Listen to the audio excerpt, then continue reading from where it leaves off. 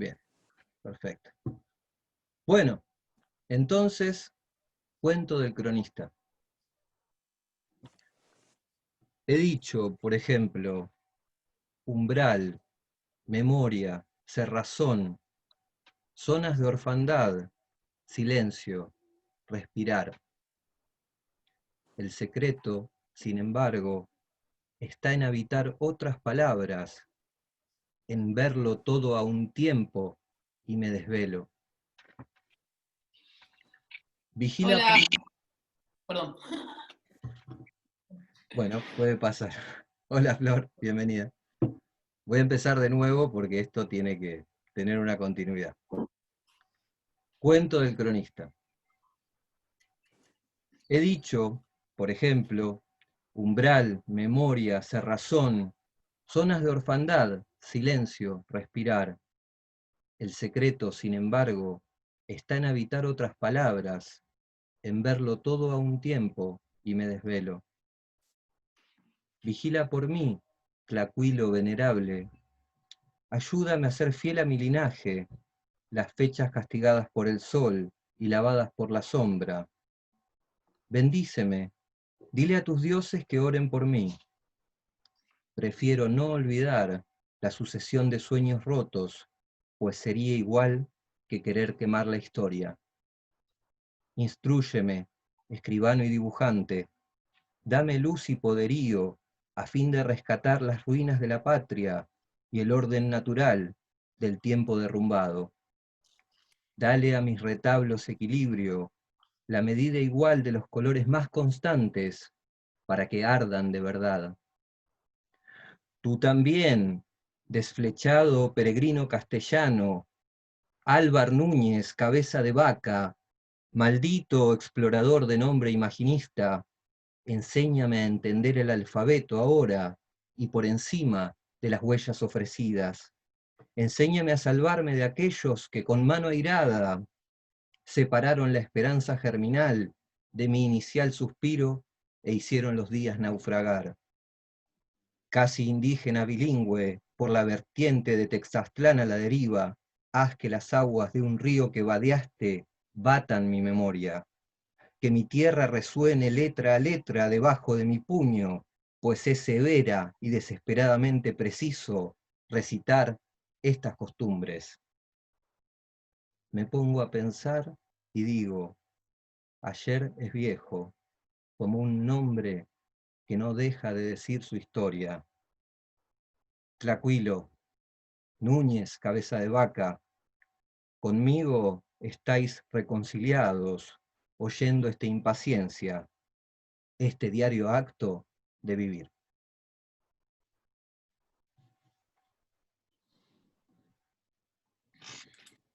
Allí está el Tlacuilo, ¿sí? Que era el escriba, el escribiente, el amanuense, de la cultura del México indígena, eh, aquel de la lengua náhuatl, porque los pueblos de América tenían su propia lengua.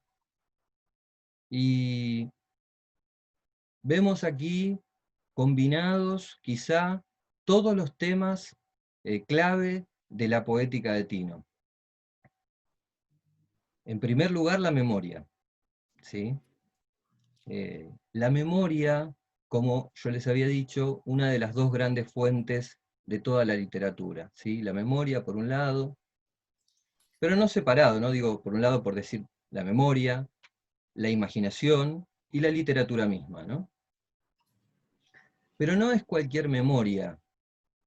La memoria que vuelve es otra cosa y es trabajada con el tenor de las palabras con que se convierte en un escrito.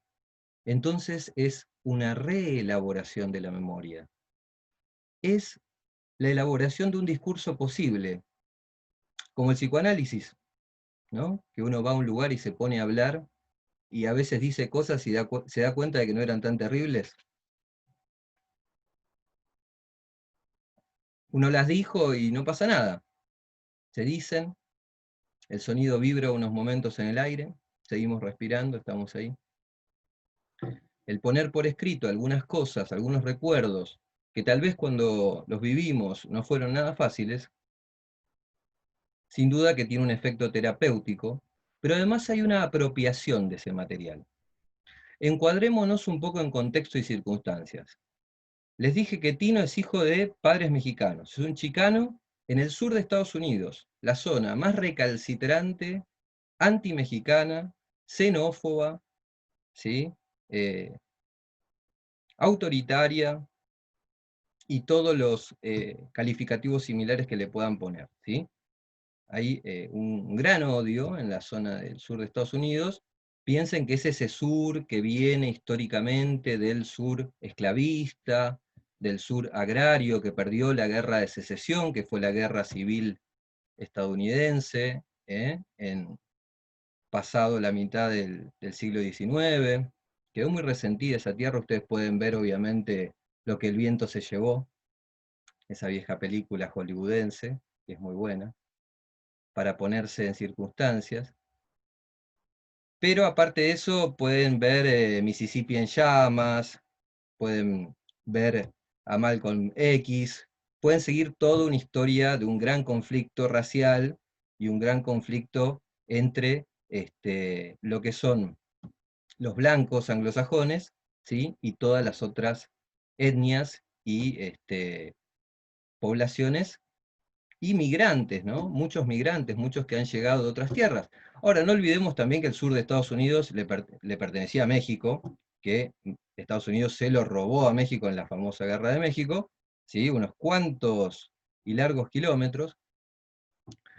Y bueno, ahí nace Tino, ¿no? Y en la década del 40, o sea que si ahora todavía matan a un hombre afroamericano poniéndole una rodilla en el cuello hasta asfixiarlo, igual pasa también acá en el Gatillo Fácil en Argentina con cualquier chico del conurbano, ¿no?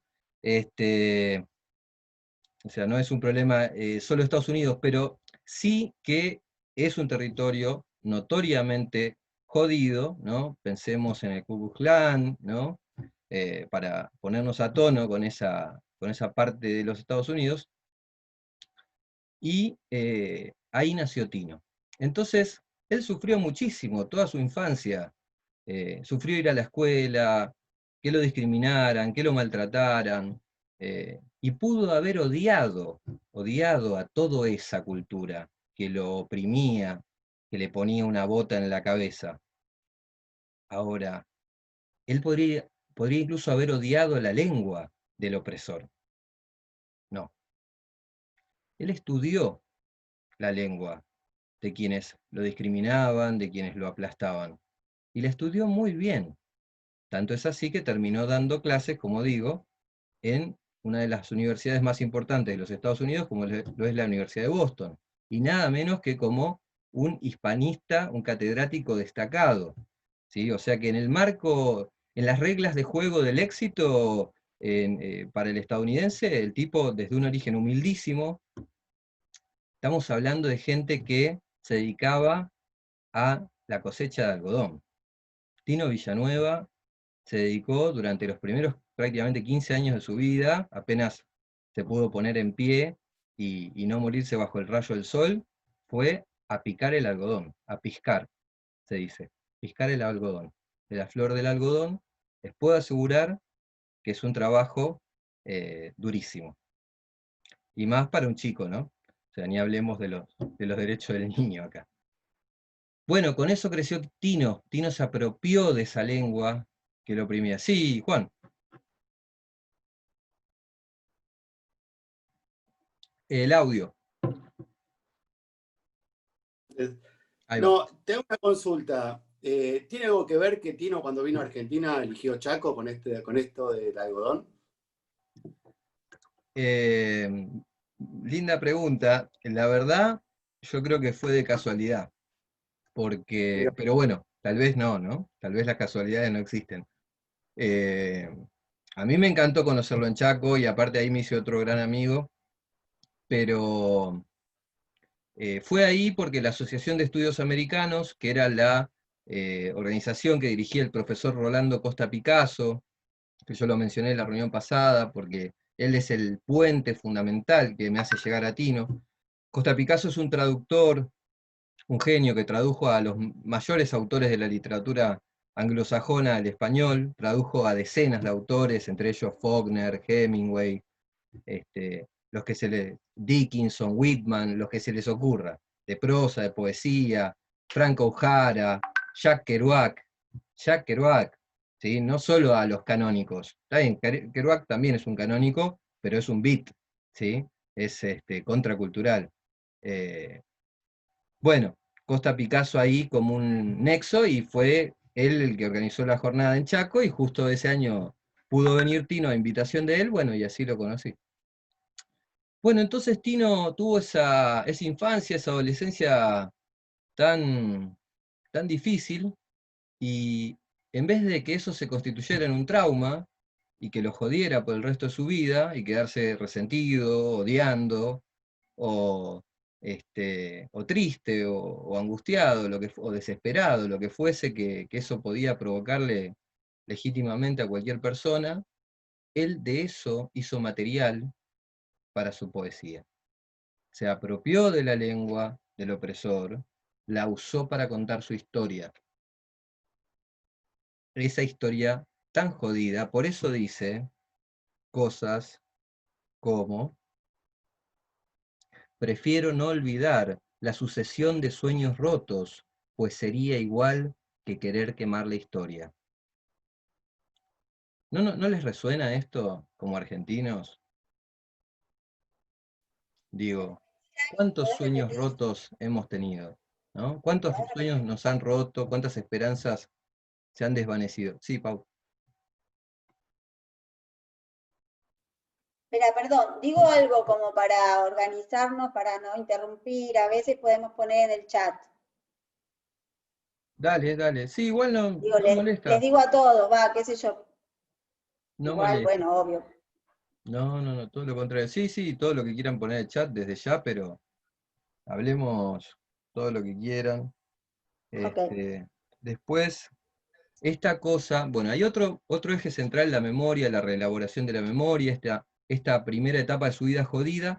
Incluso Tino en un momento dice, no, ya basta, el algodón me está matando. O sea, él se da cuenta muy chico de que esto no le gustaba para su vida, y aunque en el colegio lo recontra maltrataban, los profesores, obviamente los compañeros y demás, eh, él decide estudiar y decide hacerse un camino, ¿no?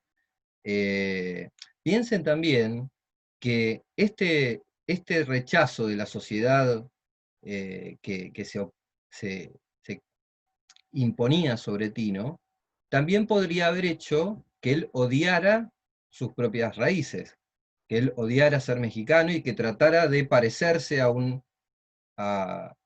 a justamente el que lo discriminaba, ¿no? Porque esto pasa mucho, ¿no? Hay uno que se mira en el espejo y qué sé yo, y no se ve del color que realmente es, o no se ve de la clase social que es, porque se está proyectando en otra cosa que no es. Ahora, eso está bueno si es para hacer poesía, ¿sí? Como decía Arthur Rimbaud, este francés simbolista para los amigos Rimbaud o Rimbaud en el conurbano.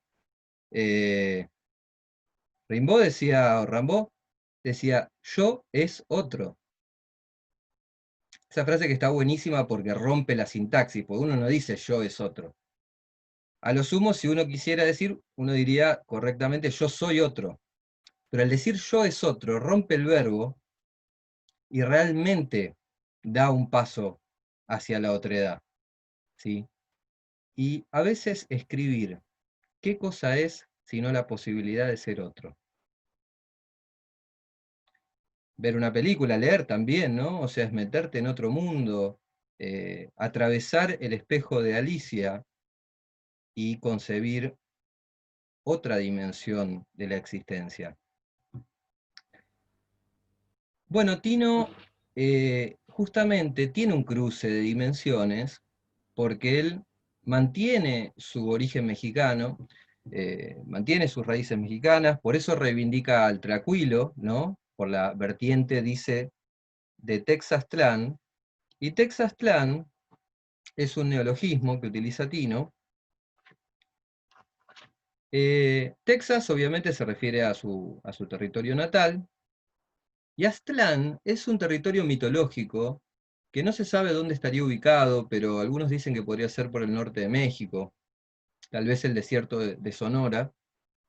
Y aquí hay una nota, creo, sí, donde explica algunas cosas. Bueno, algunas yo ya se las dije, pero dice, cuento del cronista. Los tlacuilos eran escribanos aztecas que cumplían la tarea de cronistas encargados de los códices. Texas-Tlán, neologismo compuesto de Texas, estado en el sudoeste de los Estados Unidos, y Aztlán, voz náhuatl, que se refiere a la tierra hacia el norte, entre comillas, o sea, el territorio mítico de los aztecas, supuestamente ubicado en el sudoeste de la Unión Norteamericana. Según Remy Simeón, Aztlán es el lugar ocupado por los aztecas en sus orígenes, cuyo emplazamiento, objeto de numerosas búsquedas, sigue ignorado. Generalmente se localiza al norte del Golfo de California. Y allí aparece en el Tlacuilo, este escriba, este escribiente, que es el poeta, es un escribiente también, ¿no? Se combinan ahí esa cosa medieval del mester de juglaría, el mester de clerecía, ¿no? El menester de la escritura, que es otro de los ejes de Tino. Y aparece entonces el Tlacuilo y Álvar Núñez Cabeza de Vaca, ¿sí? Un conquistador español, como ustedes saben, como dice Tino, ¿no? De maldito explorador de nombre imaginista. Esto imaginista se refiere al movimiento poético creado por Ezra Loomis Pound, el gran poeta estadounidense, y Hilda Doolittle a principios del siglo XX. El imaginismo es un movimiento poético muy interesante, realmente, y se los recomiendo. Pueden leer poetas imaginistas que realmente valen la pena porque ellos buscaban la simpleza en la expresión. Y Tino también tiene eso.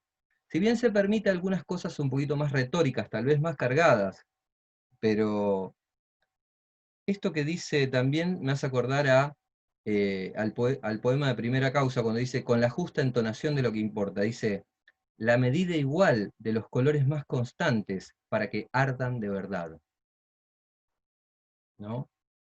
Y hay un cruce entonces. Están ahí el conquistador español, están los indígenas mexicanos, está la historia como estadounidense, está todo mezclado, porque es de los cruces de caminos de donde surgen las cosas más interesantes, no de los totalitarismos, no de los purismos ni de las purezas. Y es muy lindo ese final del poema, esto que dice, ¿no? Casi indígena bilingüe, por la vertiente de Texastlán a la deriva, haz que las aguas de un río que vadeaste batan mi memoria, que mi tierra resuene letra a letra debajo de mi puño, pues es severa y desesperadamente preciso recitar estas costumbres. Eso es hermoso. Es desesperadamente preciso decir esto que estoy diciendo, al menos para él, yo también lo siento. Y todos tendremos algo que nos es desesperadamente preciso decir, ¿o no? Me pongo a pensar y digo, ayer es viejo.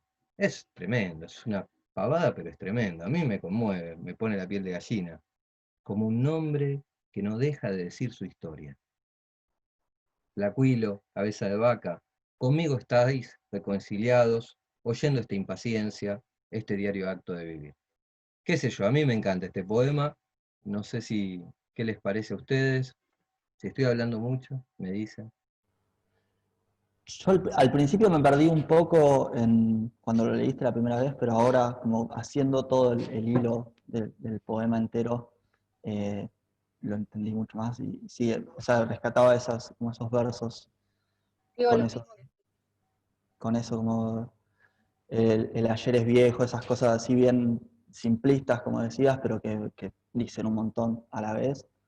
Y creo que hay muchísimos poetas y poetisas que usan un poco el dolor, ¿no? Para su escritura, tanto para expresarlo directamente o para hacer como construir lo contrario. Me parece que Tino hace más eso, como construir lo contrario, y por ahí, no sé, por poner un ejemplo, Pizarnik, con todo su dolor, lo expresa constantemente en su poesía. Este poema está buenísimo, me encantó. Buenísimo, buenísimo, sí, coincido.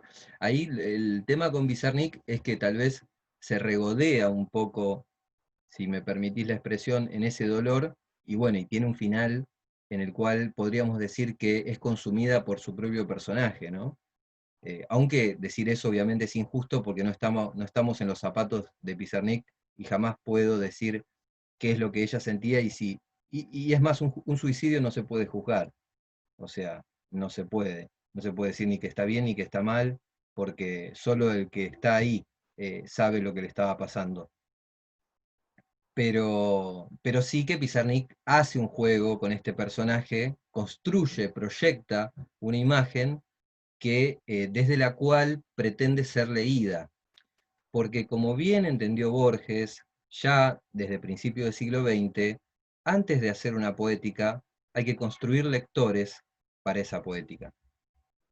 O sea, hay que dar las claves desde la cual podemos ser leídos.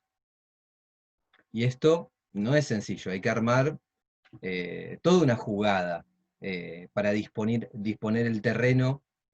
Bueno, no es fácil, pero bueno, haciendo el lento camino de la escritura artesanal, yo creo, palabra sobre palabra, eh, se va, se va avanzando. Voy a leer un poquitito más porque tengo un montón de cosas que quiero compartir y ya veo que no me va a alcanzar el tiempo. O tal vez, o tal vez sí me alcance, tal vez, como me decía Pau, esto sea algo que se esté armando con una gran fuerza de avance y en realidad estos primeros 4 encuentros que habíamos dicho, una reunión Tino, se imaginan Tino en 1 hora y media, o sea, es imposible. Quizá esto sea toda una excusa para poner en marcha un tren que se detenga cuando ustedes quieran. Ustedes decían saltar por la ventana en el pueblo que mejor les quede, pero mientras tanto lo voy a desarrollar como se merece porque me parece que es la forma de disfrutarlo. Este otro poema se llama En el claroscuro de los años. Y antes de entrar en este poema, quiero hacer una salvedad. Como dije en la reunión anterior, para los que no estaban, Tino va publicando, ¿sí?, sus libros de poesía con una alternancia, ¿sí? El primer libro yo les había mostrado es Hay otra voz, Poems, ¿sí? Primero esto de Hay otra voz me encanta, porque se vincula con lo que le decía Yo es otro, ¿no?, de Rimbaud. Hay otra voz, o sea, además de las voces que hay otra voz. Primero eso, ¿no? Y también dentro de mí hay otra voz. ¿Sí? No solo la voz con la que hablo y voy al kiosco a comprar caramelos, ¿sí? O con la voz que hablo en la FIP, o con la voz que resuelvo cosas por teléfono. Hay otra voz, ¿sí? La voz extraña, que era otro de los temas de este seminario, que ya no lo es, ahora es solo semi. Y después el título dice, hay otra voz, Poems, fíjense bien, no dice poemas. O sea que en el título ya tenemos el cruce de las dos lenguas, ¿sí? Vemos ahí ya esa línea. Y después de ese libro, el segundo libro de él, va a ser Shaking of the Dark, ¿sí? Sacudiéndose o sacudiendo la oscuridad, totalmente en inglés. Y después de ese va a venir este que les estoy leyendo ahora, que es Crónica de mis años peores. Título súper honesto, o sea, directo al grano, Crónica de mis años peores. Luego viene Primera Causa, que es bilingüe, Primera Causa, First Cause, y acá lo tiene latino, para los que no lo habían visto. Muy simpático Tino, un maestro total, me mandó todos los libros por correo, un genio, me los regaló todos. Y después saca, a donde quiero llegar hoy, tal vez no llego y si no lo voy a dejar para la próxima, So Spoke Penélope, así habló Penélope. la Penélope de Ítaca, la que quedaba en segundo plano tras Odiseo y la guerra de Troya. Bueno, toma la voz Penélope y tiene un par de cosas para decir. Y bueno, y acá tengo la versión traducida, así habló Penélope. Entonces va sacando un libro en cada idioma, o el primero que tiene los dos idiomas juntos. Y en algunos poemas Tino practicó algo que se llama la alternancia de código, o en inglés code switching. Switching como el switch de prender y apagar la luz, bueno, pero de prender y apagar el idioma, o de pasar de un idioma a otro, de la luz a la oscuridad, ¿sí? O del inglés al español, y los grises y y los colores que quieran.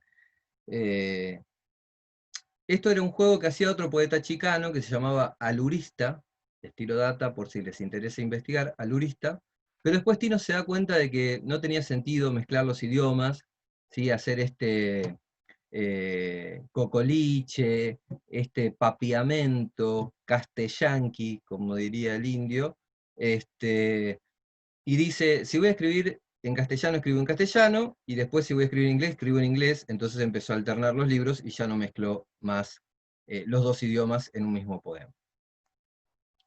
Bueno, este poema que les voy a leer ahora, o sea, eso para que tengan esa idea de los cruces que venía diciendo antes y cómo él los fue manejando a lo largo del tiempo en su obra. No fue siempre lo mismo, sino que fue progresando.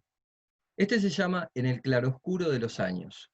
Y dice así: alertado vigía de mí mismo, me he parado ante la noche insomne a rechazar el sueño, cargado de memorias que casi por sí solas van y vienen por los callejones de la infancia.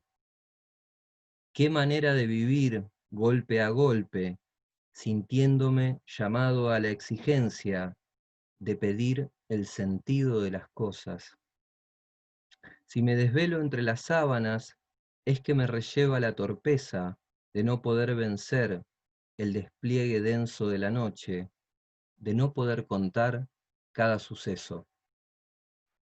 Vivir entonces era acto perpetuo de confiar el alma a los demás, y estoy viendo en el claroscuro de los años los sitios derramados que habité, con el tamaño bronceado de mi cuerpo y el alma hecha escombros por el desdén de los gobernantes en razón. Ahora el tiempo emerge de las fechas requemadas y de nuevo se me notan los recuerdos que estoy siendo. Parece que no sirvo más que para dar esta verdad. Aquí, yo, heredero de todas mis memorias, defendiendo a cada instante la conciencia que antes me faltó.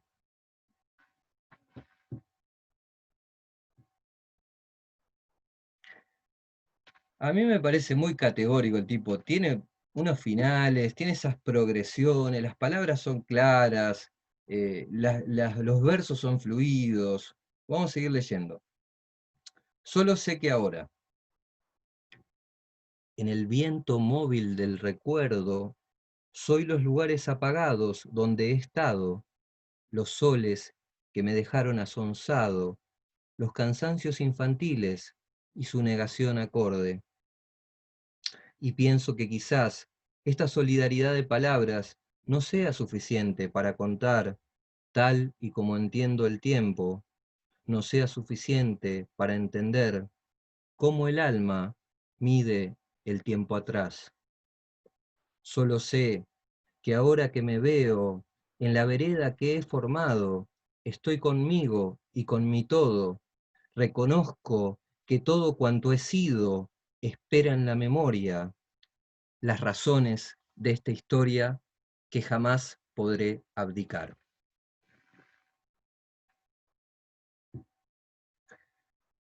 Va haciendo un increscendo. Sí, ¿Qué Pau. dijo al final? Que jamás podré. Abdicar. Las razones de esta historia que jamás podré abdicar. O sea, no voy a negar quién fui, no voy a negar lo que me pasó, voy a agarrar eso y voy a hacer otra cosa. Y yo siento, espero estar transmitiéndolo porque lo estoy sintiendo una energía poderosa, si me permiten la expresión. Y ahora voy a ir a uno que todo esto que venimos cargando se detona. Tú por si no otro. Pon la voz donde tengas la memoria, hombre, que transformaste la congoja en conciencia saludable. Defiende con palabras cuanto entiendas, tú que tragaste el polvo de las tardes, tú, por si no otro, condenarás desde su lengua la erosión de cada contratiempo. Tú, que viste crecer el simulacro del hastío, entenderás cómo el tiempo consume al indigente. Tú, que te diste tus propios mandamientos, sabrás mejor que nadie por qué les diste la espalda a los más tenaces muros de tu aldea. No calles, no eches al olvido la verdad más persistente, como hará tal vez el más convencido de los prójimos. Recuerda bien la rotación de tus días, la nublazón y el lodazal tan fácil después de una llovizna. Las precarias ventanas que el viento intermitentemente aventaba en el invierno, y aquella habitación de tablas sin calor, donde el frío en tus ropas buscaba refugiarse. Di cómo pudiste llegar hasta aquí, desatrancar las puertas de la historia, para ver tus años iniciales, tu pueblo, los otros. Di para qué te ha servido el sereno duende de la rebeldía, y cómo fuiste desaprendiendo las lecciones de aquel maestro, profanador omnipotente de tu patria. Haz memoria de cómo te fuiste salvando desde el primer vacío, y pregúntate para qué, después de todo, pueden servir estas palabras en esta rotunda hora del presente, donde tu voz suena con tiempo.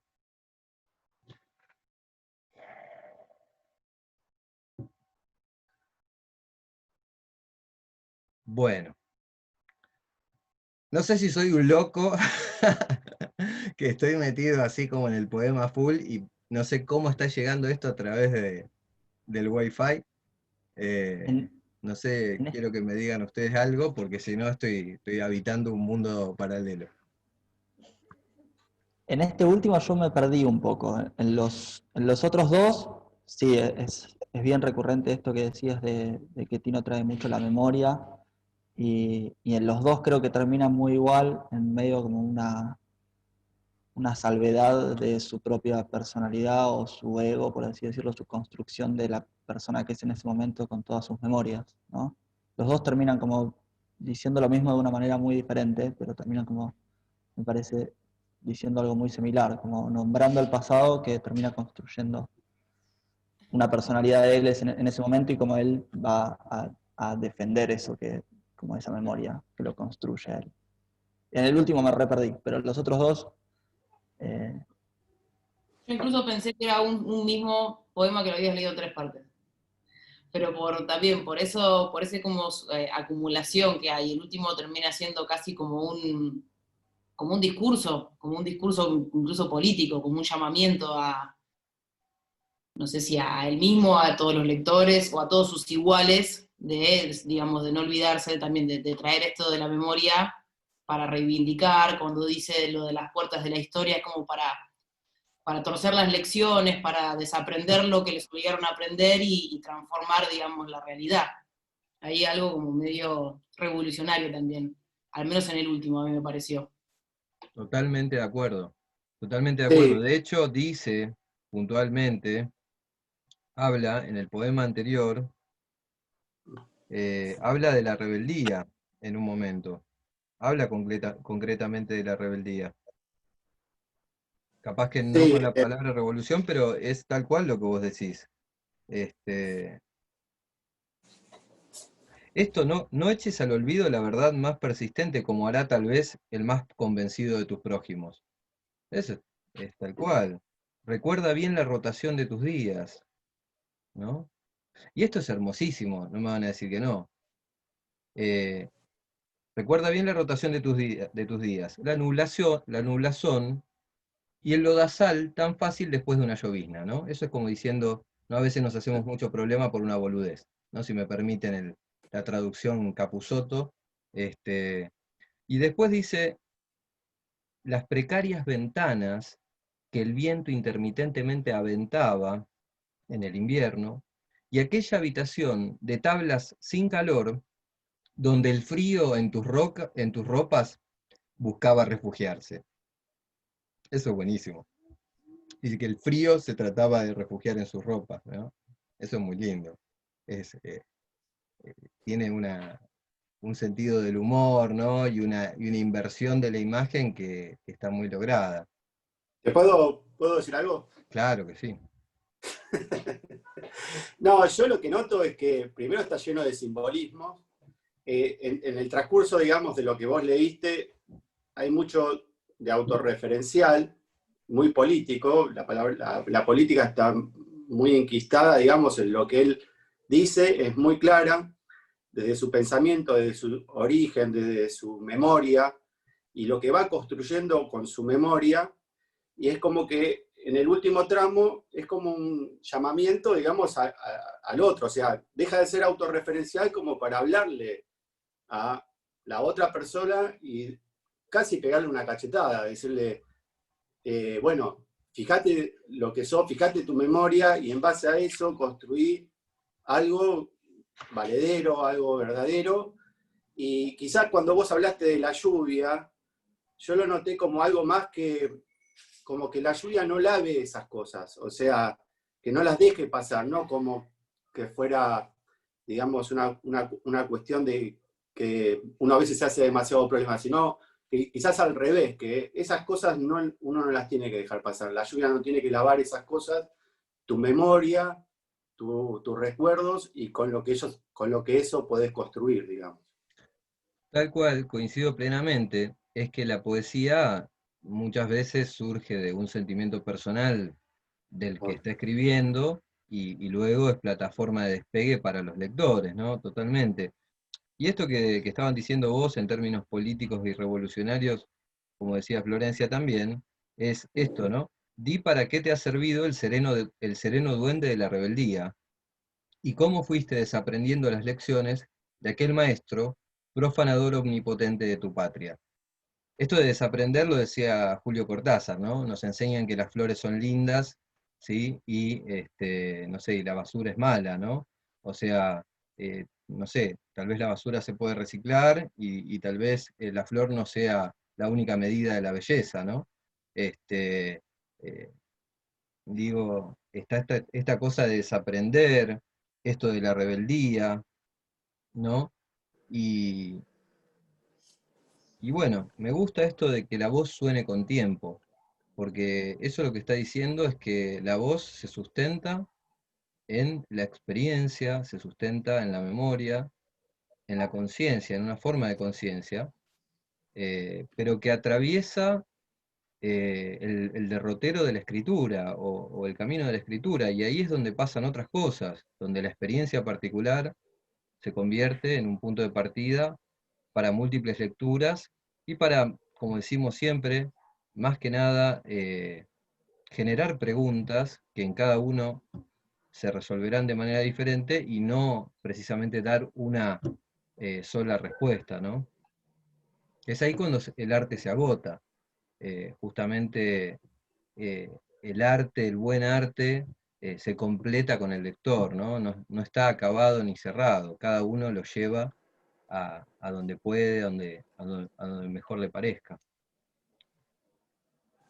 Bueno, me gustaría ver un poco el tiempo, son 8 menos 10, justamente. Sí, yo como dije al principio me tengo que ir, lamentablemente. Así que les mando un beso a todos, pero 8 menos 10, bueno, como había dicho, cumpliendo, me tengo que ir, lamentablemente. Así que bueno, un beso para todos. Nos vemos la próxima. Abrazo grande, Juan, mucha suerte. Chao, Pau. Cuídate. Chao.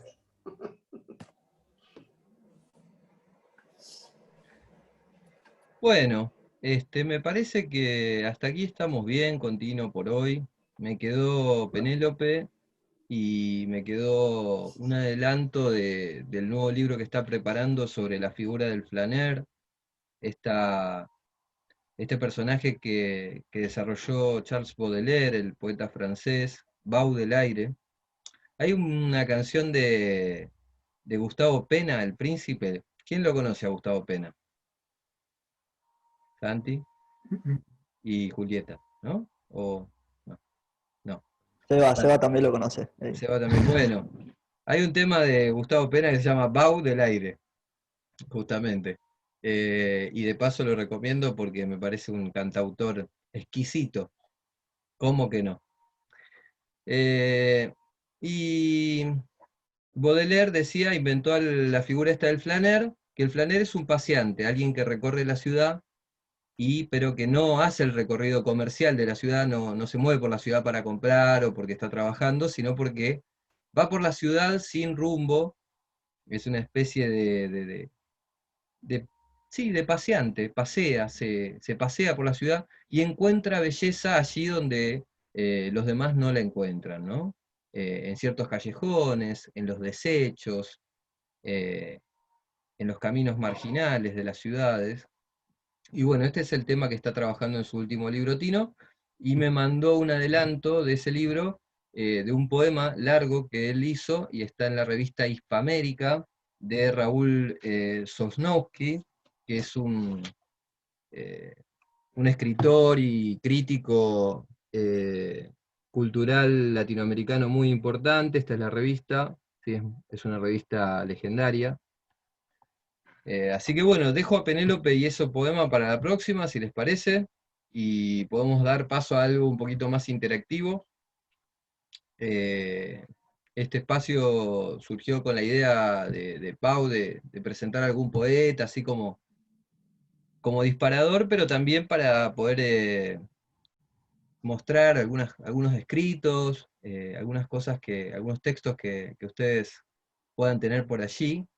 Eh, Así que la reunión anterior, Santi me había comentado que algo tenía, bueno, Seba seguramente también, Pau también tiene, ¿quién más? Mica me mostró algo, no sé si se animará, bueno, no sé, podemos empezar con quien ustedes quieran, leemos y hacemos si les parece, una rondita de comentarios, quienes quieran. Está bueno porque cuando leemos no hay nada mejor que venga un lector y nos diga qué le pareció, ¿no?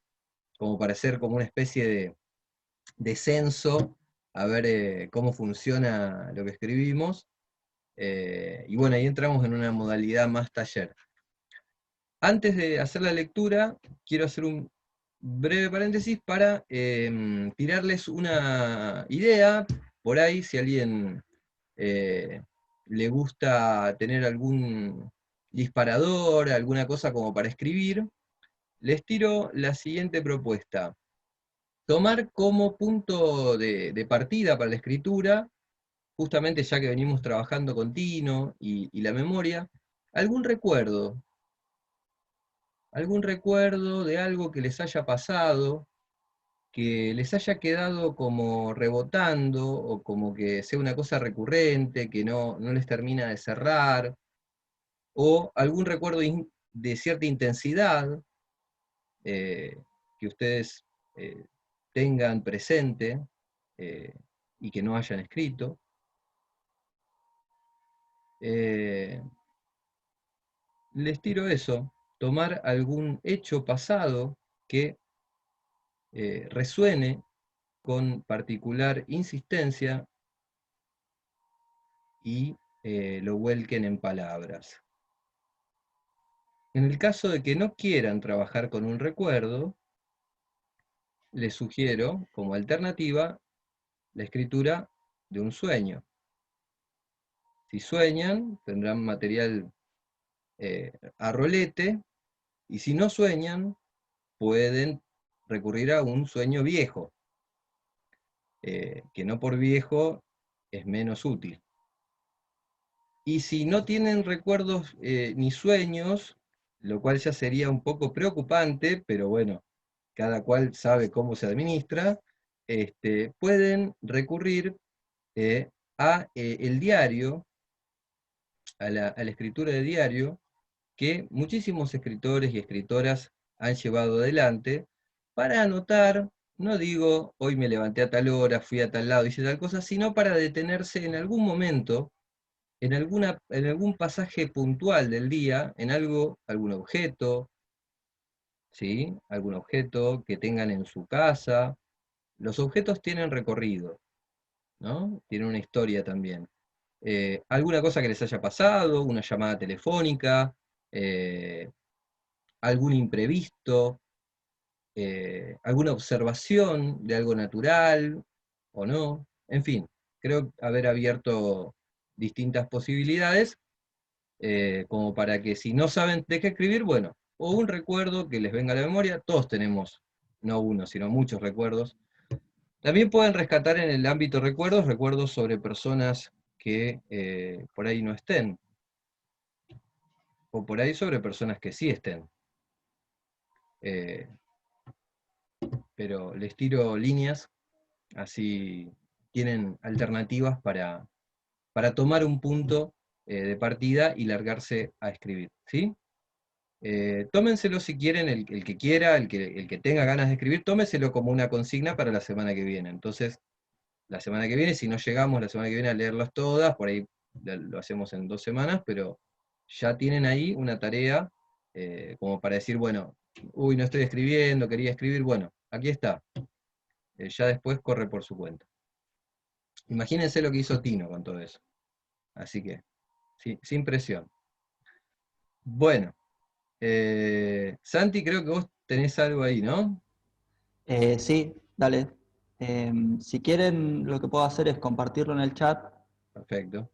y lo leo a la vez, para darle un poco el ritmo que llevaría. Sí, señor, claro que sí. Esto es con lectura, sí. Bueno, ahí va el poema, ahí lo mandé al chat y lo leo.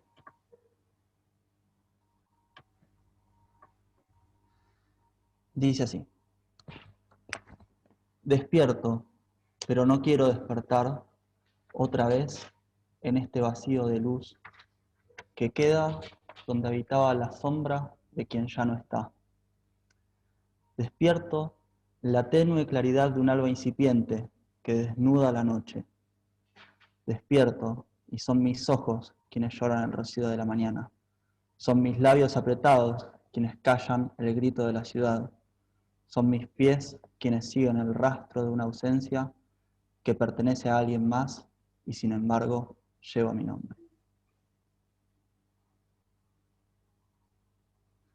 Muy bien. Grande, Santi, que rompiste el hielo. Sí, muy bien, siempre es. Es nuestro Me book gusta, insignia. es un toque perturbador. ¿Perturbador? No perturbador, pero hay algo como que no le. Como un enigma queda colgando. En el Es texto. un Sí, como no en el texto en general, no sé si en el texto, pero como termina el poema, como que termino diciendo, no sé, un enigma, eso pensé. Como algo que no termino o sea, o como que él tampoco es algo que no termina de ver, o de encontrar, o de saber quién es. No sé si no decirlo vos, si estoy muy lejos de alucinar. Yo percibí eso. Un poco siguiendo el consejo que No siempre me expliques. da la abuela y mi vieja, que no los explique los poemas. Ah, no se explica. Igual, si quieren en un ratito, explico por lo menos el contexto en el cual lo No, escribí. ahí está bien, Pero está bueno, Ahí ya nada. le estaba gritando yo, no explique, no explique. Sí, sí, yo también en mis talleres prohíbo directamente al autor hablar después de la lectura, como bien indicaba Lidia. Lo que sí pueden hacer en tal caso es un descargo al final. ¿Por qué no pueden hablar ahora? Y porque por ahí, para no influenciar con ideas ulteriores la recepción que ustedes hayan tenido del texto, así pueden decir lo que les pareció espontáneamente, y bueno, al que más le va a servir es a Santi, ¿no? Bueno, ¿qué más? Muy bueno lo de Flor, ahí el enigma, ¿qué más? Para mí es un poema de amor, y con el final es como una reflexión muy propia, muy profunda, una ausencia que solo él entendería. Con el mi nombre yo entiendo que en definitiva es como una búsqueda en una ausencia que habla de un otro, pero a la vez de uno mismo. No lo sentí enigmático, sí como ponerlo en el afuera en alguien que ya no está, no sé, por ahí flasheé cualquiera, pero yo me imaginé un corazón roto, una ausencia amorosa y una espina ahí de esas que calan hondo y que uno las lleva, eso, con el nombre de uno, como una historia inconclusa, pero bien personal. Está muy bien, es toda una interpretación. A ¿Qué mí más?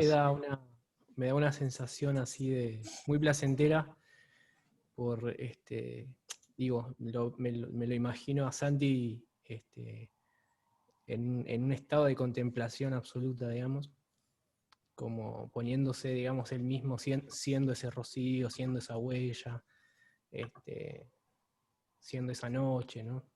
Como que todo eso que lo rodea es el mismo. Como, nada, podría ser eso, la vaquita de San Antonio que se posa en el hombro, él mismo viéndose así gigante y al mismo tiempo viéndose chiquito. Súper existencialista, ¿no? Así, hermoso. No. Bien. ¿Qué más? ¿Julie?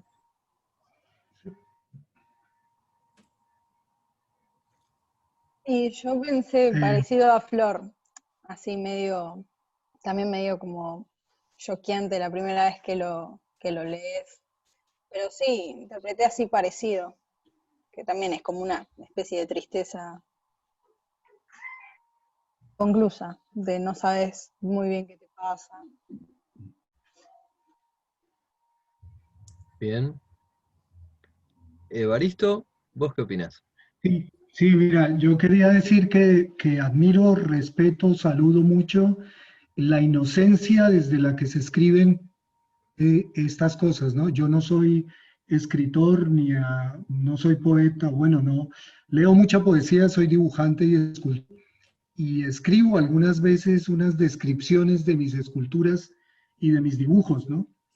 Y pensaba en esta presentación que hiciste de Ariel, este poeta Tino Villanueva, y lo encontraba como casi un clásico contemporáneo, ¿no? Del siglo XX, y como también pensaba que hay una cosa tan armada en su poesía que a veces me parecía como insoportable, ¿cierto? Entonces, también pensaba cuando dijeron lo de Alejandra Pizarnik, que creo que lo dijo Santi, y del dolor, ¿no? Y también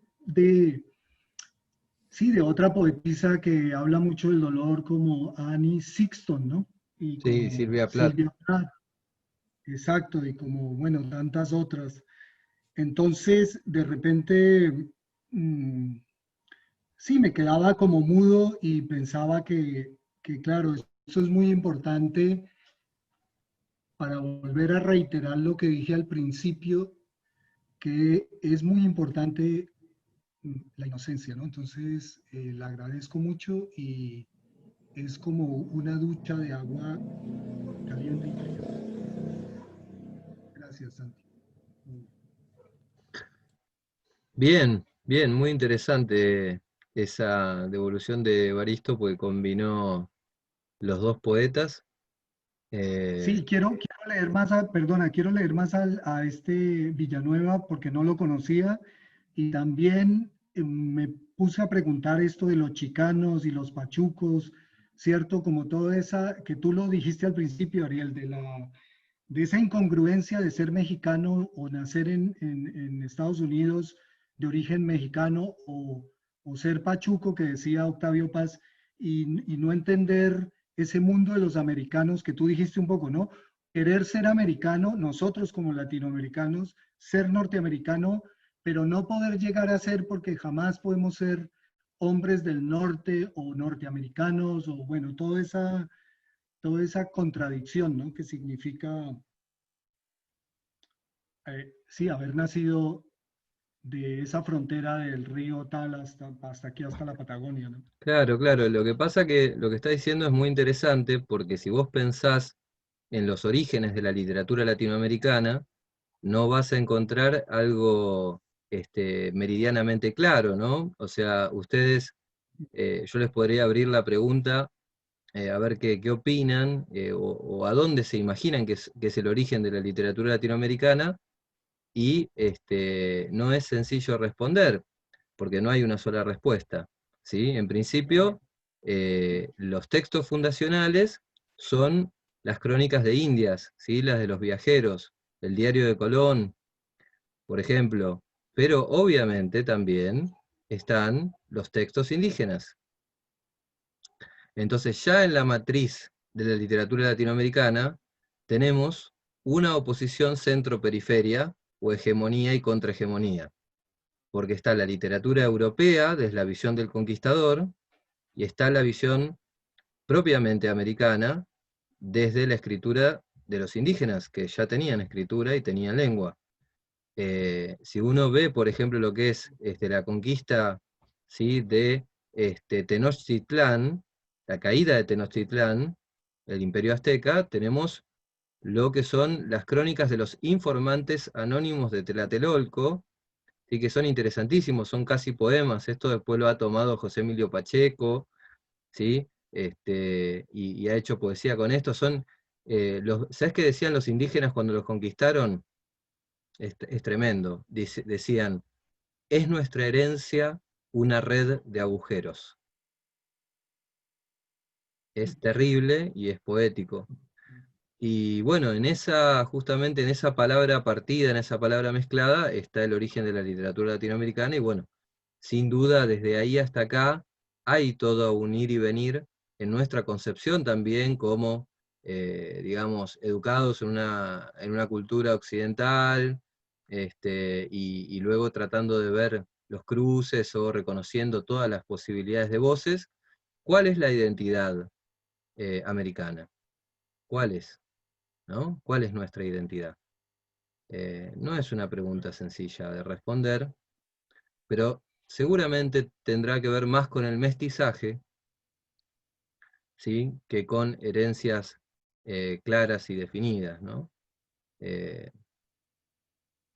Sí, Tino tiene cierta, como, se vuelve en algunos momentos tal vez muy categórico, pero yo reconozco justamente como que se nota que el tipo pensó en dónde poner cada palabra, porque hay un avance que, bueno, como vos dijiste, puede ser insoportable, pero también tiene otras cositas que son más soportables. Igual te perdiste el de Primera Causa, donde ahí está el poema que a mí más me gusta, que es donde dice que el tipo escribe, ¿no? Como el salmista sigo escribiendo, a fin de dar con el versículo que falta, con la justa entonación de lo que importa. Y esa es mi bandera poética, con la justa entonación de lo que importa. Si vamos a escribir, tratemos de escribir así. A mí me parece como una arte poética esa frase, ese verso tan sencillo. Bueno, pero perdón que nos fuimos al diablo, volvamos al poema de Santi, y los que no dijeron, Rosario, ¿qué te pareció a vos? No sé si Rosario, ¿estás ahí? Bueno, parece congelada la imagen. Sí, Mica, ¿vos?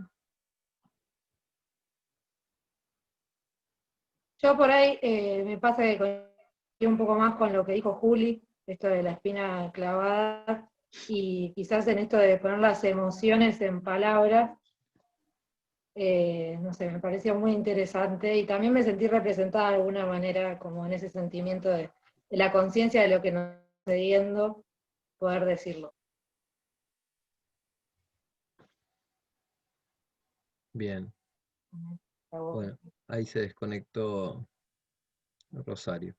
Debía estar con mala Ahí me señal. mandó un mensaje, no, me dijo que se le fue el wifi. Ah, eso debe Está ser. andando mal acá.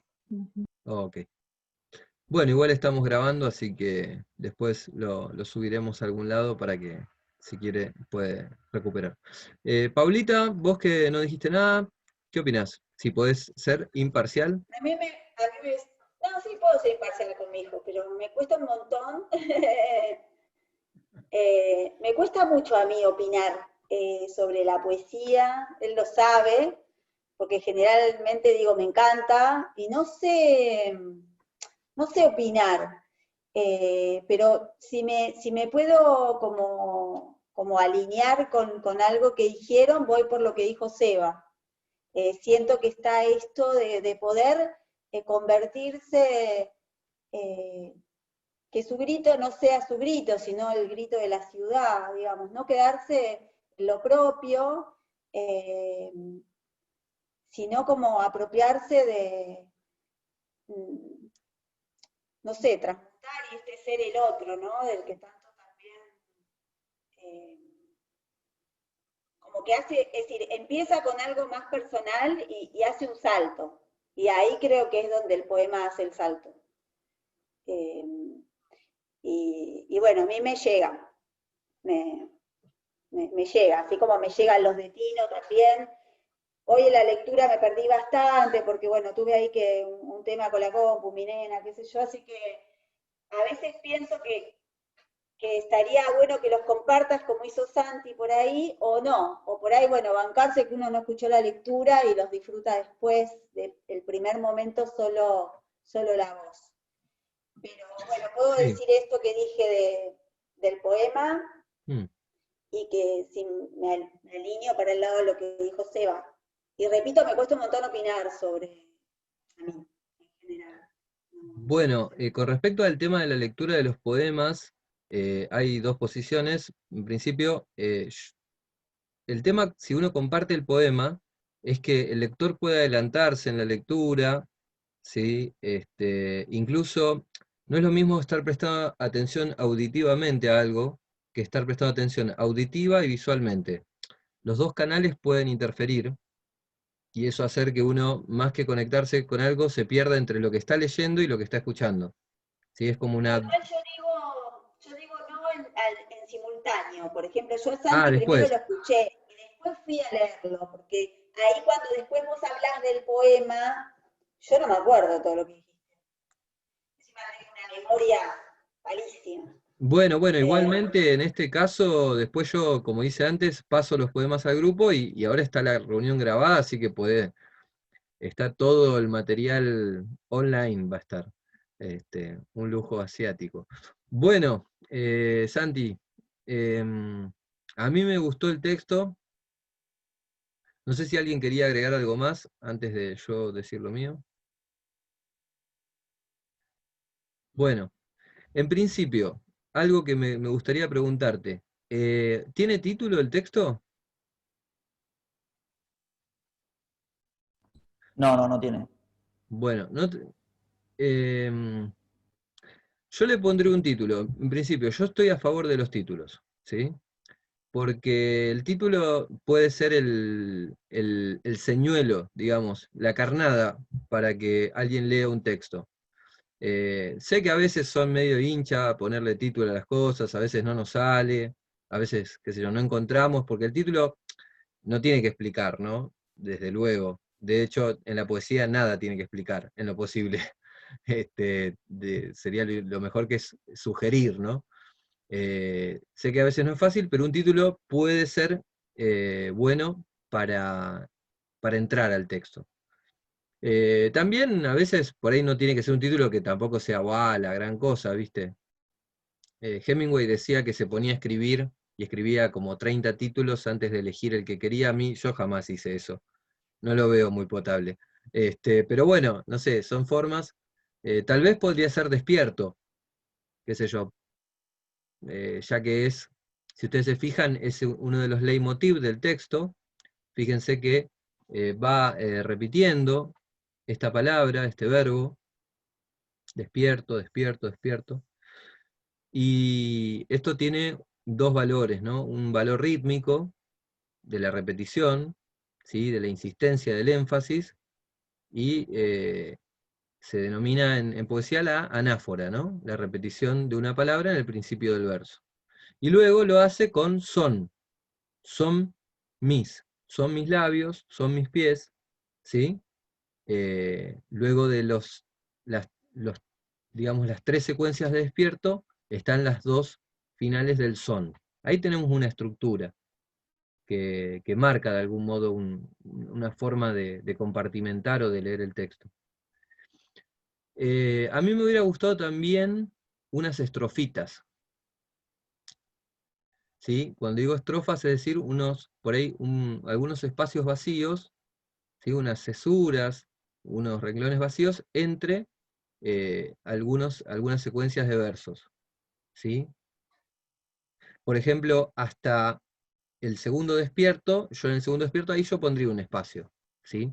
Despierto, pero no quiero despertar, otra vez en este vacío de luz que queda donde habitaba la sombra de quien ya no está, espacio. Despierto, como para marcar ahí una pausa y una respiración en el texto. Hay un par de boludeces que no tienen ninguna importancia, pero bueno, igual te las tengo que marcar, que son vacío con acento en la I, ¿sí? Y de quien ya no está, con acento en la A. Pavadas sin la menor importancia, pero para que ya quede jamón el texto. Despierto en la tenue claridad de un alba incipiente que desnuda la noche. Despierto y son mis ojos quienes lloran el rocío de la mañana. Bien. A mí lo que más me gustó fue esto que decían Pau y alguien más, que no me acuerdo, esto de que son mis labios apretados quienes callan el grito de la ciudad. Eso me gustó ahí cómo se vincula esta situación tan personal, tan chiquita, tal vez como muy íntima casi, ¿no? Esto del despertar, la luz, la sombra, el amanecer, y las partes del cuerpo del yo poético, ¿no? El yo poético es el narrador en poesía, ¿sí? El que narra es el yo poético. Los ojos, los labios, los pies, o sea, todas las partes del cuerpo del yo poético, pero esa parte donde habla de que callan el grito de la ciudad, bueno, toma como un cariz más social, ¿no? Como una posible irrupción, como decíamos antes, de rebeldía, ¿no? Sin embargo, está callada, pero están apretados los labios, es como que está haciendo fuerza para no decir. Es algo que en algún momento puede explotar. Y después el final me parece que está muy lindo, che.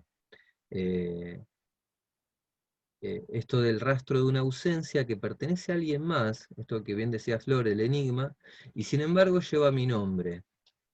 Podría interpretarse, ya que hicimos un juego de interpretaciones, que este seguir una ausencia que lleva su nombre es una búsqueda de la propia identidad también, ¿no? Del famoso Conócete a ti mismo, de Sócrates.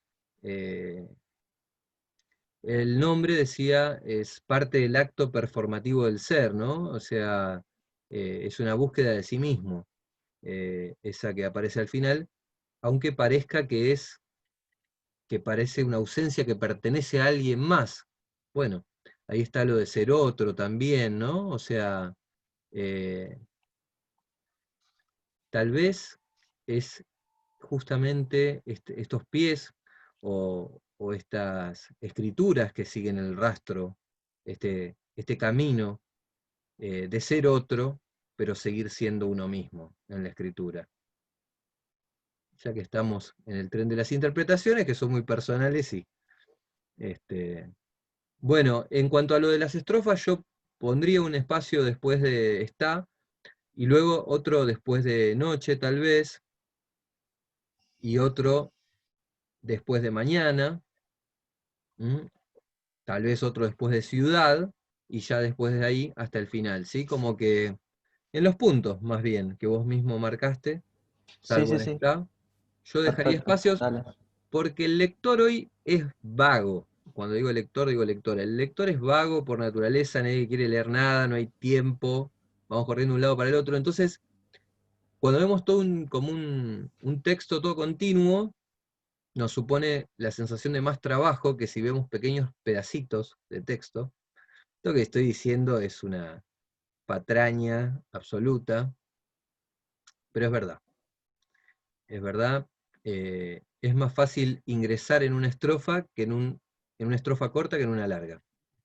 La ley del menor esfuerzo indica que es así. Así que, y hay algo que para mí es una de las digamos, directrices de mi pensamiento poético, que es la economía del lenguaje. ¿Sí? Tratar de ser ajustados a lo que queremos decir. Bueno, la poesía, una de sus características principales es la síntesis. Entonces una estrofa corta va a ser mejor para arrancar. Te voy a dejar solamente una inquietud más, Santi, y no quiero quedarme demasiado tiempo con el texto, así creo que podemos leer uno más. Y es el tema de algunas palabras, ¿sí? El texto transita algunas palabras que tienen una carga que responde a su uso en las poesías de todos los tiempos, ¿no?, que se han hecho en esas palabras, y que las hacen palabras, entre comillas, poéticas, ¿viste? Como palabras que ya forman parte del acervo de lo que el lector común y silvestre, el ciudadano de a pie, cree que son parte del repertorio poético, ¿no? Palabras como vacío, luz, sombra, ¿sí? La palabra alba, la palabra noche, ¿sí? Sobre todo esas. Y la palabra nombre también al final, pero bueno, esa podemos dejarla. Yo lo que te voy a sugerir es, este texto me parece que está muy redondo, tiene un muy buen ritmo. Un detalle es que vos leíste en este vacío de luz, lo leíste todo junto, y en el verso está cortado, yo lo subiría, y lo mismo hiciste con donde habitaba la sombra, ¿sí? Porque la pausa de verso ahí rompe el ritmo, yo lo subiría en los dos lugares. En este vacío de luz, aparte vacío de luz como idea, me parece más interesante que vacío de luz abajo, ¿no? Y te decía de estas palabras, te remito a lo que decía William Carlos Williams, un médico y poeta de la ciudad de Paterson. Paterson, una muy linda película de Jim Jarmusch, por otra parte, se las recomiendo, no sé si la han visto. Paterson, véanla, es muy linda. Y vean todas las películas de Jim Jarmusch, que son todas muy lindas.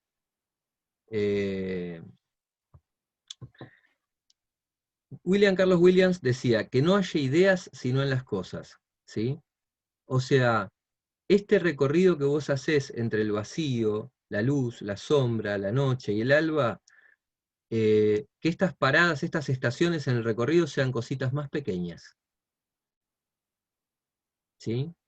Un lunar, una semilla, una pelusa, no sé, un picaporte, qué sé yo. Cosas más usuales, ¿viste? Más cercanas al cotidiano. Es una de las líneas poéticas que a mí me interesa también. Tino es un poquito, como decía, más retórico, por ahí es más parecido a usar este tipo de palabras, ¿no?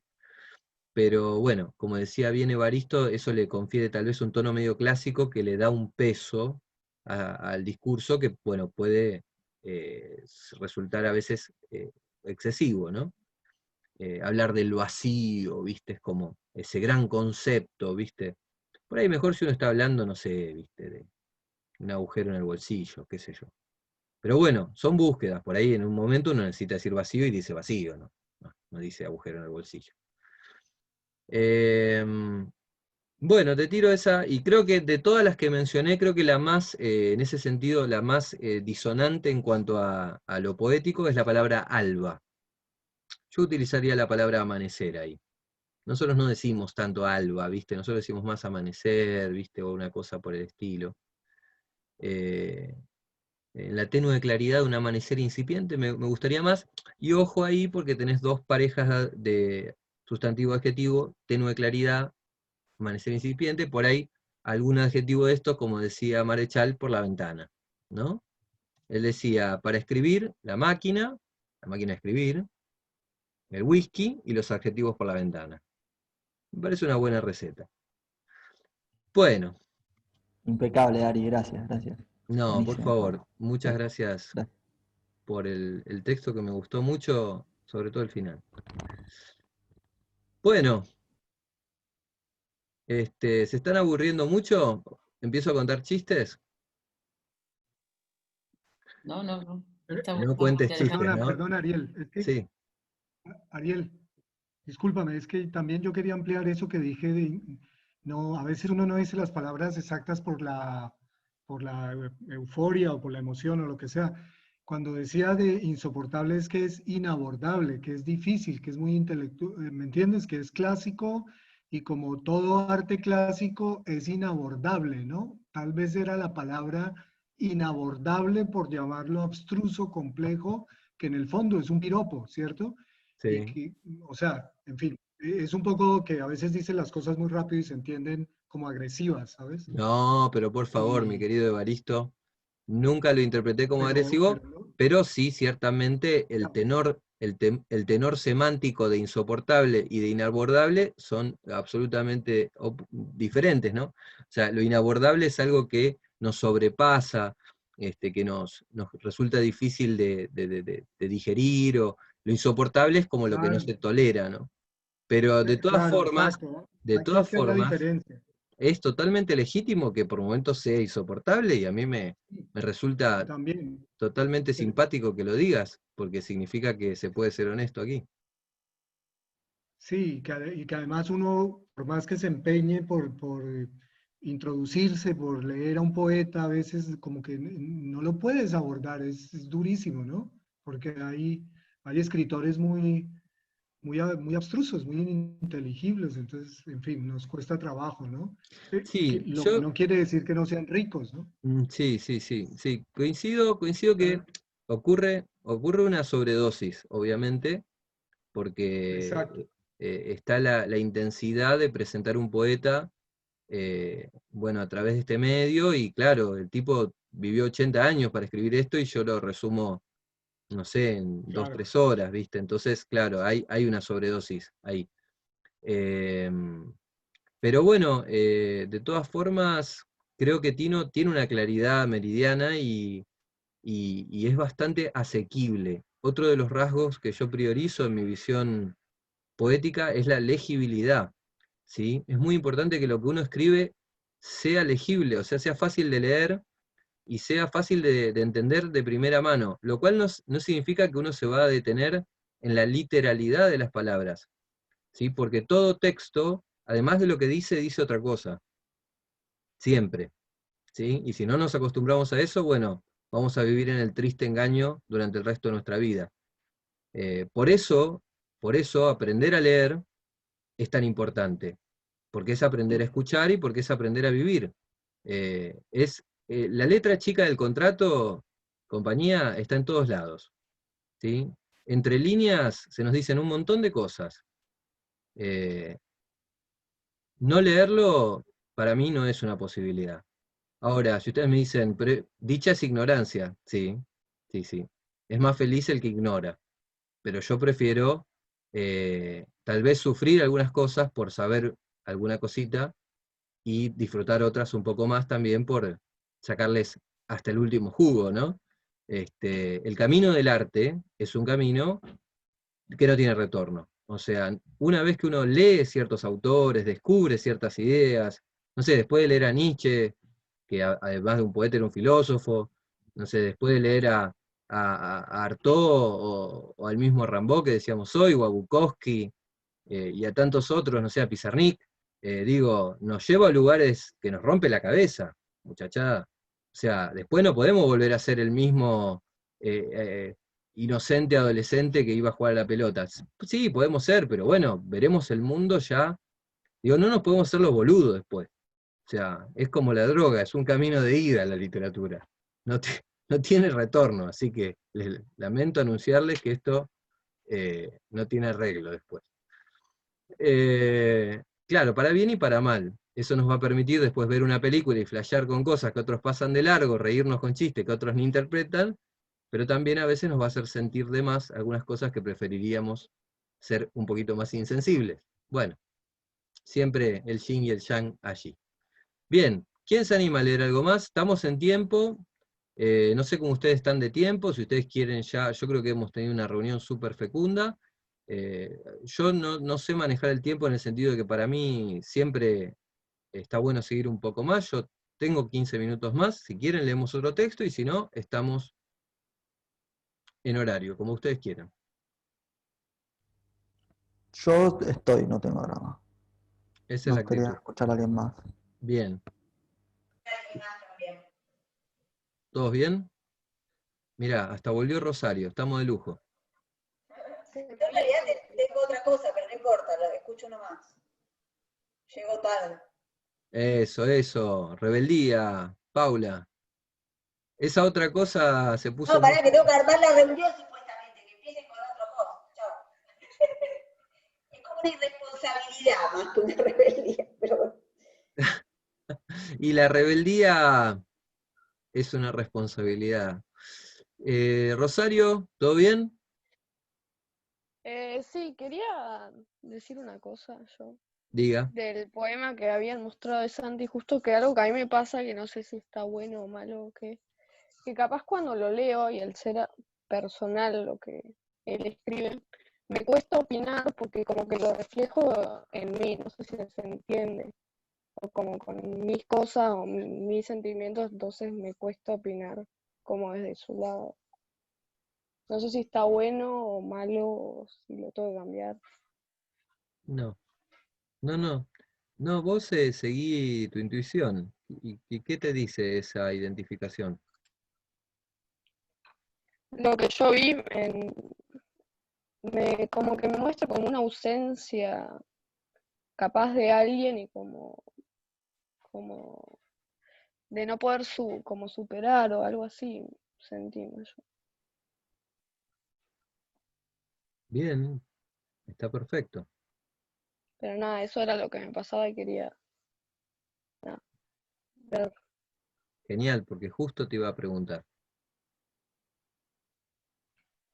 Bueno, a mí me sigue pasando lo mismo de siempre, ¿no? Aparte no me gusta opinar, no me gusta desentrañar un poema, no me niego directamente, así que bueno, dejo al profe, me No, hago la no, boluda, va. Pero no. bueno, No, claro, yo coincido con vos que no se puede diseccionar el misterio, ¿sí? No, por más que le contemos las letras al poema al derecho y al revés, no vamos a arribar a su verdad última, porque no hay una verdad última. Habrá, como decía al principio, tantas como tantas personas lo lean, por suerte. Porque no es un texto que esté cerrado al lector, sino porque mantiene un grado de ambivalencia y de ambigüedad sumamente sano para las diversas lecturas. Ayer le decía a alguien en una clase que la tarea tal vez del coordinador del taller sea la de mantener el inconsciente sano, pero no el del escritor, el del poema.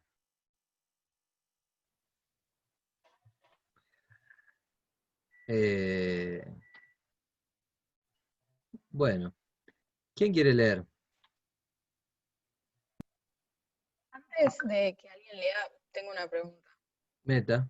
Respecto a la formalidad que tienen que tener los poemas, ponele, ¿no se podrían meter una palabra como piola? Porque te pregunto, porque nunca lo leí. Sí vi en canciones, escuché en canciones y leí en letras de canciones que bueno, o sea, por ahí tiene, o sea, es un poema porque es una letra re linda, que es algo re lindo, pero usa palabras informales. ¿Se puede? ¿Está bien? ¿Eso se tiene que corregir? Todo se puede, Julie. Es una hermosa pregunta. Todo se puede, todo. todo. A veces la total libertad es un problema, porque uno puede tanto que no sabe por dónde empezar. Y uno quisiera como unas reglas de juego, ¿no? Eso decía un director de cine en una película que se llama 5 obstrucciones, de Lars von Trier, que se las recomiendo también, y ustedes van a ver que voy a ir haciendo ingresos al cine inevitablemente, porque después de la literatura, junto con la música, obviamente, pero el cine para mí es fundamental, entonces lo voy a vincular todo el tiempo, y sí, hay que usar las palabras que nosotros consideremos necesarias, las que nos salgan. Como le decía en la reunión anterior, que vos justo no estabas, si vos te pones a escribir, en el momento de escribir, escribí, ¿sí? No hace falta ser demasiado consciente cuando uno escribe. Porque uno no escribe para decir lo que sabe.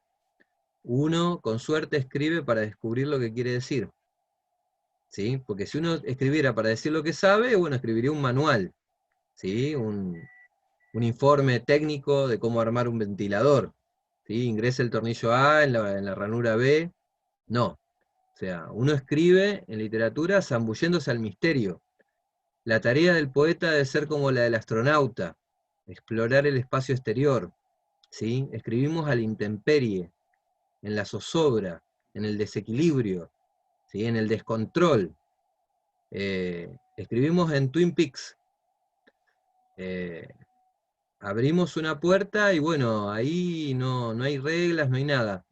Después, bueno, obviamente hay algo en nosotros, una razón, algún tipo de conciencia que guía esas palabras un poquito, porque si no, nos volveríamos completamente locos. Pero sí, una dosis de dirección y una dosis de descontrol no viene nada mal. Bueno, gracias. No, por favor. No, y pongamos por verdad que las letras de muchísimas canciones son poemas, que cosas que se escuchan por la calle son poemas, y que dentro de cualquier discurso puede haber un poema oculto. O sea, no es el poema solamente el que viene en un libro que dice poesía y está escrito en verso, ¿no? O sea, el poema está en todas partes, como el Satori, como la Epifanía, ¿sí? A veces vemos una boludez por ahí y nos emociona. Bueno, es un poema, si me permiten la vulgaridad. Es que hay que combinar, porque entiendo que la estética, para no ser demasiado rimbombante, ni tampoco demasiado burda, debe tener un contrapunto entre lo alto y lo bajo, ¿sí? Entre la alta cultura y la baja cultura, entre lo popular, ¿sí? Y aquello que por ahí tiene otro nivel de sofisticación. Entonces, en el cruce de estas culturas surgen cosas balanceadas, y que llaman la atención, porque no se pasan ni de pesadas ni de livianas. Y ahí se encuentran algunos equilibrios interesantes, manteniendo, como decíamos, un saludable inconsciente. Si está todo explicado, nos aburrimos.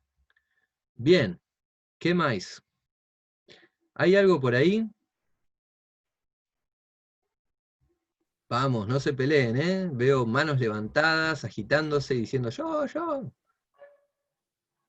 Hablan todos al mismo tiempo y no los puedo escuchar.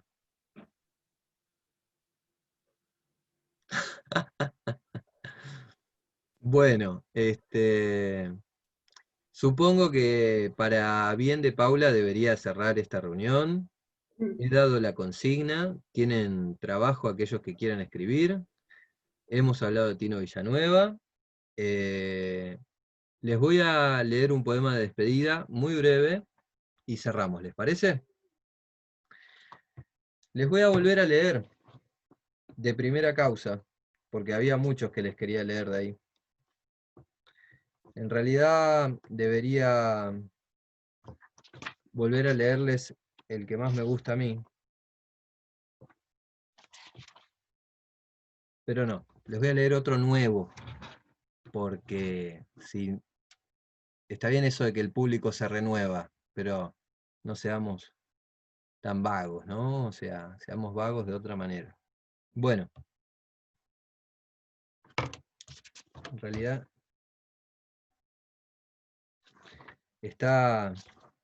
no voy a leer uno de Penélope.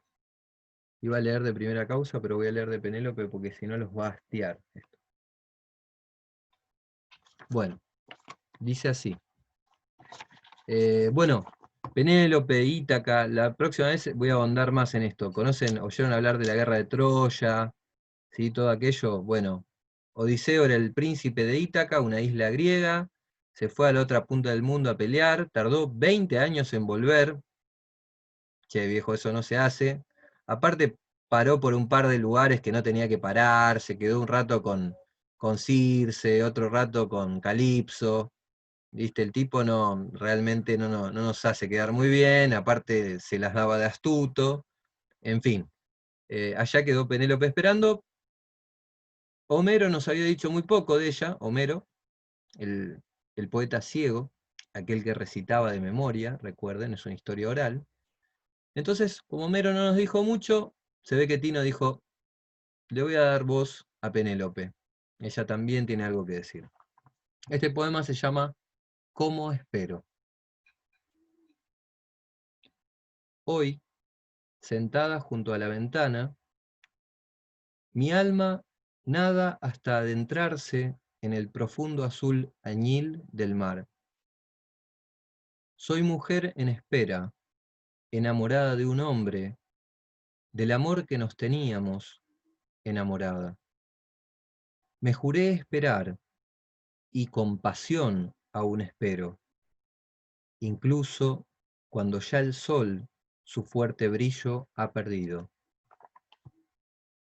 Recojo mi pena y al lecho la arrastro, y allí aguardo algo más, hasta que el dulce sueño se me posa en los párpados.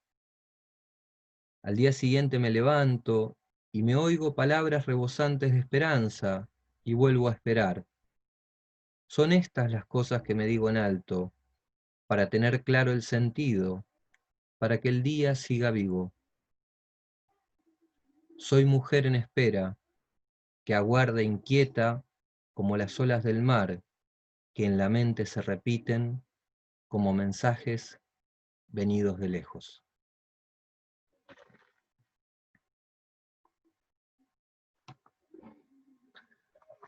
Bueno, me gusta este final, ¿no? Las olas del mar que en la mente se repiten como mensajes venidos de lejos.